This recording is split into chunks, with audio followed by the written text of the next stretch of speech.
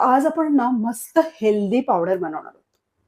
म्हणजे होतं काय, आजकाल ना प्रत्येकाला कसली ना कसली कमतरता असते आणि डॉक्टरकडे गेलं ना, की ते हे विटामिन, हे मिनरल, अमुक-तमुक सगळ्या गोळ्या देतात आणि आपण भाराभर गोळ्या घेत बसतो. त्याच्यापेक्षा ना एक अशी मस्त हेल्दी पावडर घरच्या घरी बनवू, नियमित ती घेऊ आणि मस्त आरोग्य संपन्न होऊ. म्हणजे ही पावडर मी नेहमी बनवते.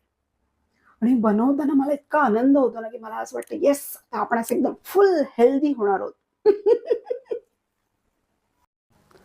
तर ही आरोग्यदायी पावडर बनवण्यासाठी लागणारं साहित्य आहे भोपळ्याच्या बिया, सूर्यफुलाच्या बिया, फ्लॅक्स सीड्स, अक्रोड, काळे किंवा पांढरे तीळ तुमच्या आवडीनुसार, बडीशेप, बदाम आणि पिस्ता.